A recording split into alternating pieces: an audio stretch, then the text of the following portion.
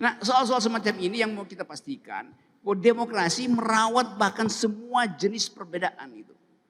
Demokrasi bukan government by the people, from the people, of the people. Itu definisi lama yang salah kita persoalkan. Demokrasi adalah the government of reason through the government by the people. Pemerintahan otak melalui pemerintahan orang. Kalau nggak ada otak ya jadi despot aja, perintah berdasarkan otot. Justru demokrasi menghidupkan pikiran itu agar supaya dipertengkarkan. Demokrasi memberi ruang semaksimal mungkin pertengkaran politik. Anda bertengkar, batasnya cuma satu. Jangan sampai ujung telunjuk Anda itu menyentuh hidung lawan debat Anda. Itu artinya Anda menghina integritas tubuh dia. Itu dilarang dalam demokrasi. Tapi sejauh itu adalah argumen, oke. Nah, saya masuk pada Indonesia yang dari argumen Elon Musk tadi untuk ngambil alih Twitter. Di kita itu nggak terjadi karena ada genealogi asal usul ideologi yang dari awal berbahaya di kita. Saya mau pergi pada antropologi, bahwa antropologi politik bangsa ini adalah dendam. Dari zaman Joko Tingkir sampai Joko Widodo, dendam. Yes.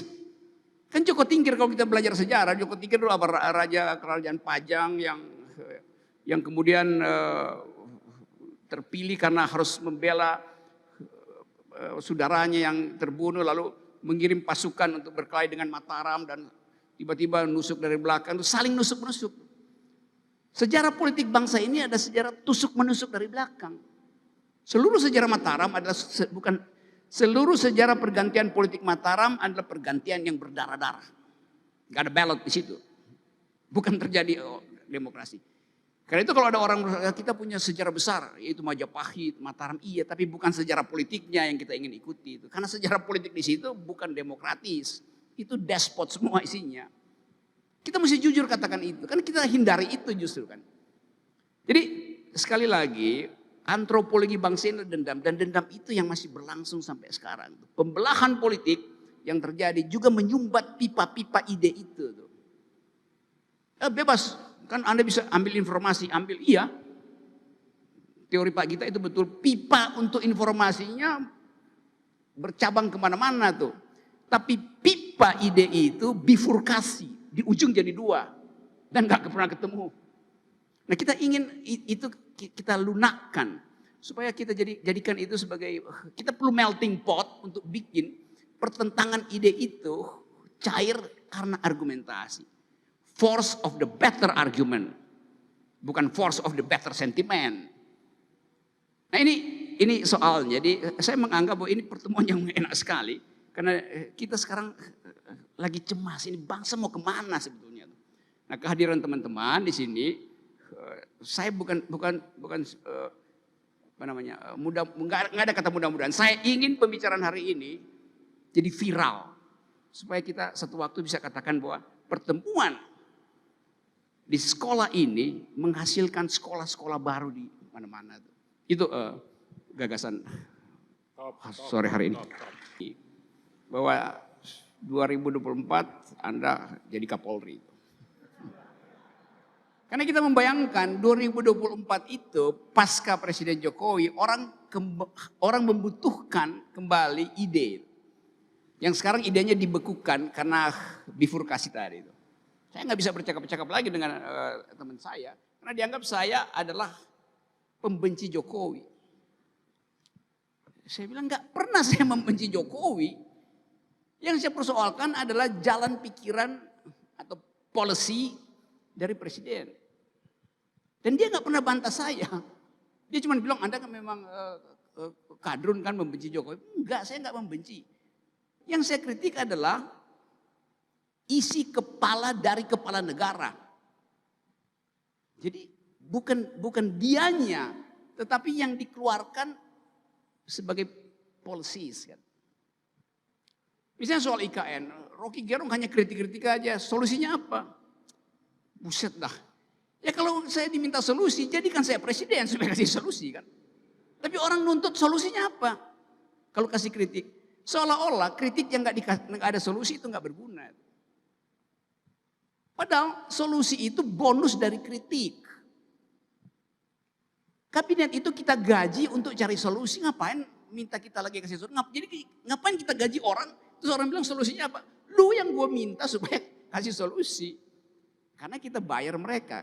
Itu yang disebut sebagai prinsip pertama di dalam public policy. Kita mengerti bahwa kehidupan kita harus diatur dengan policies gitu. Dan itu karena itu kita pilih manusia supaya lakukan public policies yang berbasis pada kepentingan respublika tadi. Jadi tadi betul bahwa kita nggak bisa lagi bercakap-cakap karena langsung dicap, distempel. Seolah-olah kita selain pembenci Jokowi, saya nggak punya aspek lain. Padahal yang bikin buku Nawacita itu, saya ikut di dalam tim itu diam-diam karena itu teman-teman saya di UI yang dulu kita susun-susun di kafe di UI itu. Ikut memberi masukan tentang pluralisme, tentang toleration. Tapi kan nggak bisa, kalau saya bilang itu, tapi bilang, kenapa Anda masih membenci Jokowi sekarang? Jadi saya balik lagi ke tadi itu bahwa kita nggak bisa menggambarkan kebaikan orang itu kalau kita nggak lihat polisinya itu. Kebaikan seorang pejabat publik hanya bisa kita ukur berdasarkan polisi yang dia buat. Bukan past event dia sebagai kepala keluarga atau individu lain. Enggak, kita mau lihat Anda baik, kita lihat polisi Anda baik apa enggak. Jadi jangan banggain seseorang hanya karena dia kelihatan ya sederhana, baik atau macam-macam. Saya kasih ilustrasi sedikit dalam sejarah ya. Dulu di dalam mitologi Yunani ada seorang raja namanya Prokustes. Prokustes ini dianggap sebagai raja yang baik hati karena setiap malam dia undang rakyatnya tidur di ranjang emasnya. Baik hati betul raja itu. Silakan malam ini Yudi tidur di ranjang emas saya, besoknya Santi. Bergantian, lo orang ini raja baik hati. Tetapi yang tidak diperlihatkan adalah malam hari si raja ngintip tamunya yang lagi tidur di ranjang emasnya. Begitu waktu dia pulas. Kalau si tamu lebih panjang dari ranjangnya, kakinya dia gergaji. Kalau lebih pendek, kakinya dia tarik. Jadi ukuran kebaikan itu adalah ukuran dia. Bahwa setiap orang yang tidur di ranjangnya harus fit and proper dengan panjang ranjangnya.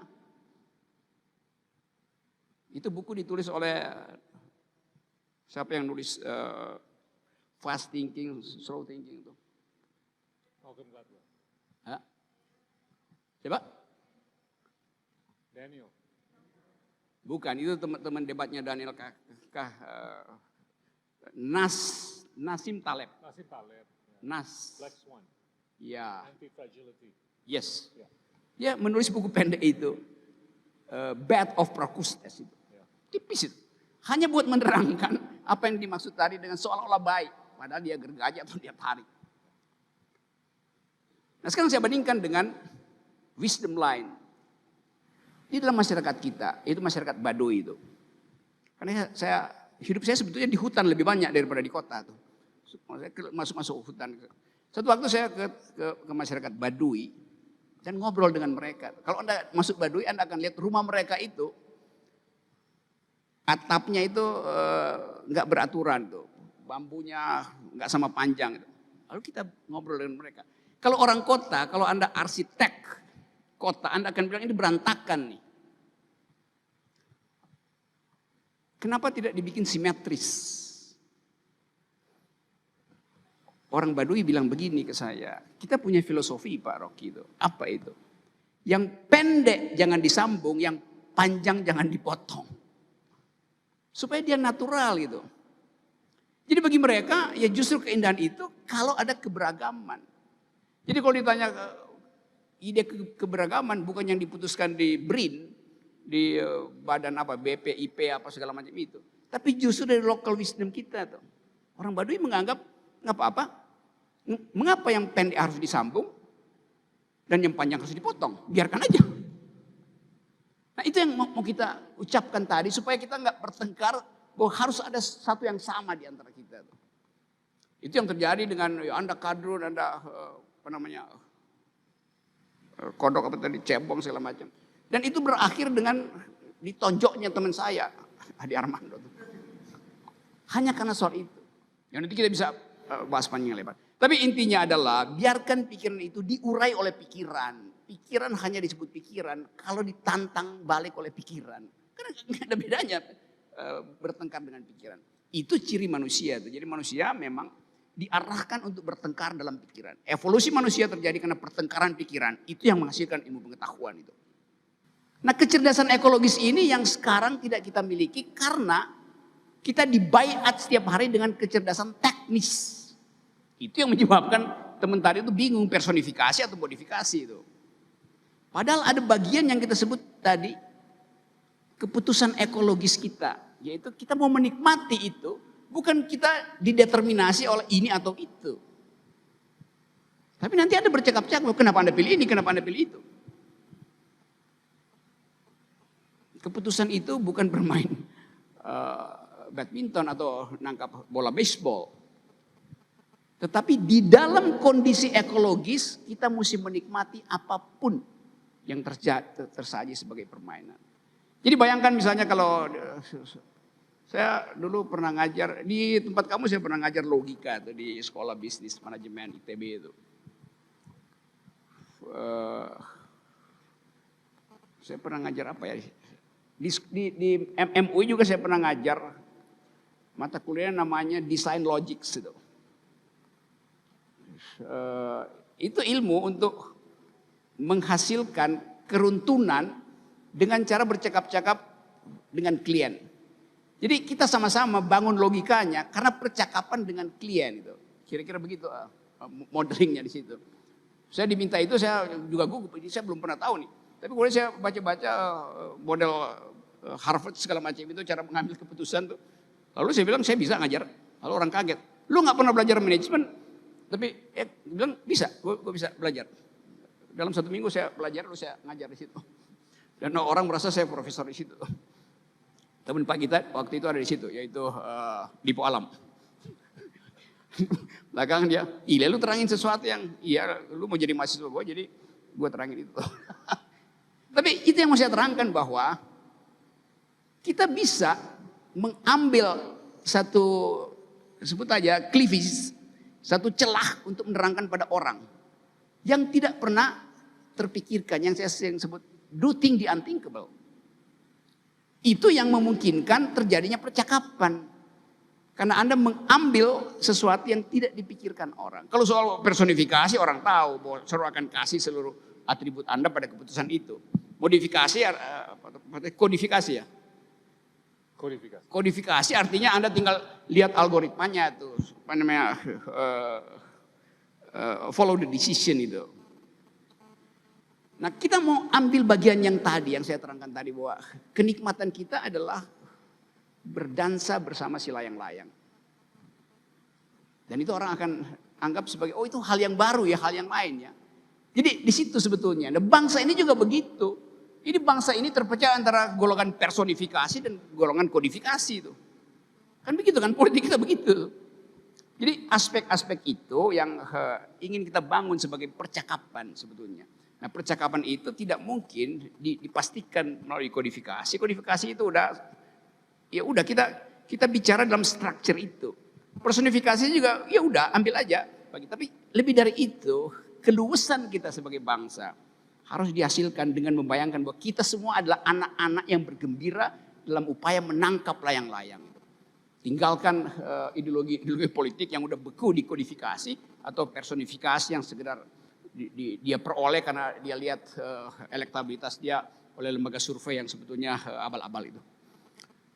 Jadi hal-hal semacam itu yang saya kira baik ditanyakan lalu kita mulai berpikir ulang tentang kemampuan kita untuk menghasilkan kembali Indonesia yang berpikir gitu. Oke, yang lain? Kalau tadi pipa ide itu tidak tersumbat kita nggak perlu ambil alih. Kita riding the tidal wave of kecerdasan kita.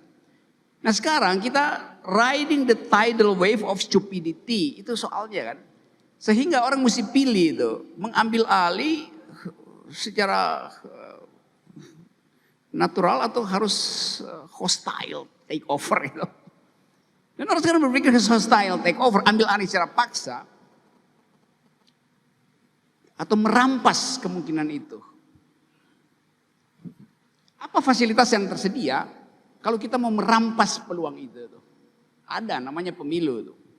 Tapi itu dianggap bahwa ya di ujungnya juga nanti tukar tambah antara Komisi 3 DPR dengan KPU dengan petugas pemilu sekarang selesai. Undang-undangnya bisa diatur di DPR. Kita nggak percaya lagi bahwa tadi yang Pak kita katakan institusionalisasi itu berlangsung. Yang ada adalah institusi, tapi value of institutionalization nggak ada tuh. Bahwa institusi itu harus beroperasi secara imparsial, bukan dengan kepentingan person nitip. Pasal hukum bisa dititip, nanti diambil di belakang, dikunci di belakang.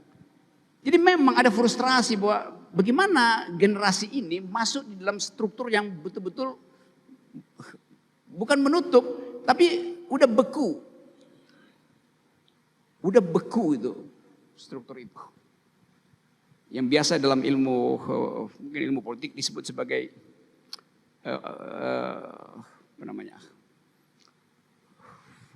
orang dipilih untuk membenamkan diri di situ supaya strukturnya nggak berubah itu. Elected autocracy gitu. Memang dia dipilih, tapi dia dipilih untuk membuat sistem itu berhenti. Itu masalahnya kan. Padahal demokrasi harus berlanjut karena itu diperlukan sirkulasi elit. Itu menjengkelkan memang ketutup ya mau di apa namanya Ayuda ya mau di ini yang adalah wakil dari pikiran. Akhirnya kita bingung sebetulnya kenapa sih pemerintah memaksakan Maudi itu dan tidak memperhatikan bahwa luar negeri mungkin berharap bahwa orang yang masuk di dalam G20 itu tahu anatomi dari G20, historical event yang pernah ada itu bahkan genealogi, ideologi dari G20. Karena dia harus mewakili kepentingan kelompok ini untuk diucapkan. Walaupun dia adalah speaker dari tuan rumah yaitu Indonesia. Sebaliknya saya merasa bahwa kapasitas Maudi itu bisa karena IQ-nya bagus, pengetahuan umumnya bagus. Tapi karena dia masuk di dalam perdebatan politik sekarang, orang ragu-ragu di apa sebetulnya di belakang itu. Apakah ini cuma umpan yang diajukan oleh mungkin Amerika Serikat untuk mengobok-obok Indonesia, atau memang ketidaksiapan Indonesia untuk memberi dalil bahwa yang dia pilih itu sebetulnya adalah orang yang mampu. Tapi karena nggak diucapkan, orang cuma lihat ini figurnya ini selebritis. Padahal mau otaknya bahkan melampaui semua selebritis yang beredar setiap hari di talk show atau komedi. Jadi itu yang nggak bisa kita pilah lagi. Dan kita mau tunggu argumen. Tapi kenapa saya jadi ngomong Maudi terus ya karena Anda sebut nama itu tuh. Jadi saya tutup dulu di situ dengan satu prinsip tadi bahwa kita harus cairkan itu dan itu artinya kita masuk di dalam aktivitas politik yang nanti akan kita temukan 2024. Jadi usulan saya tunggu aja Anda bisa ambil alih itu, bahkan rampas itu dengan kemampuan untuk mengargumenkan secara terbalik itu. Reverse logic mesti kita pakai di situ untuk memilih calon yang baru supaya kita bisa ikut dalam situ. Secara gampang saya bilang begini, nanti ada daftar calon presiden, hasil polling. Kan sekarang udah jalan kan. Si ini nomor 1, nomor 2, nomor 3 itu hasil polling. Lalu ditanya, siapa calon presiden pilihan Anda? Ngapain kita jawab itu? Sesuatu yang sudah ditentukan untuk kita pilih gitu. Padahal potensi di ruangan ini lebih banyak sebetulnya tuh. Tapi udah diarahkan oleh algoritma bahwa cuman ini yang akan kita pilih itu. Oke, kita bilang oke, taruh daftar itu.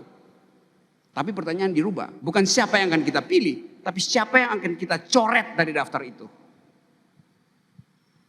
Begitu pikiran anak muda mesti begitu.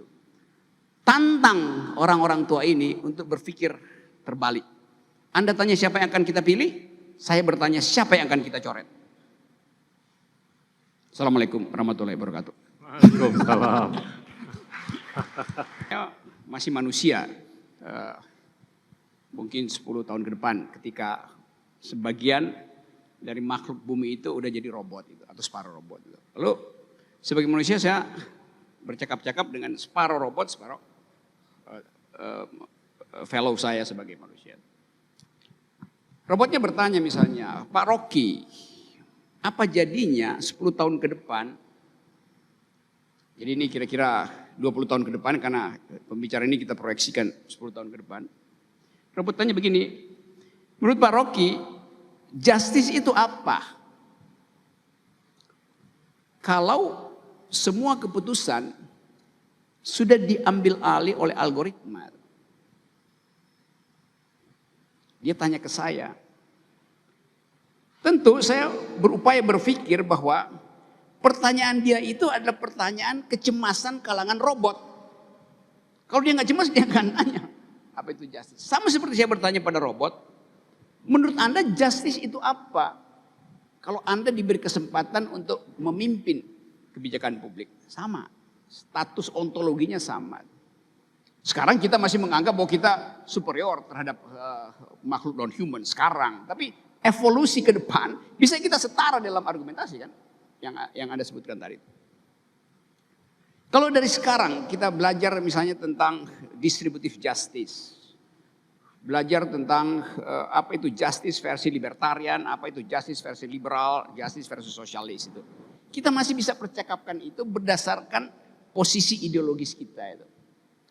Tapi bagi si robot kan udah nggak ada partai liberal, nggak ada partai libertarian, nggak ada partai sosialis. Ngapain saya ucapkan itu sebagai tesis saya?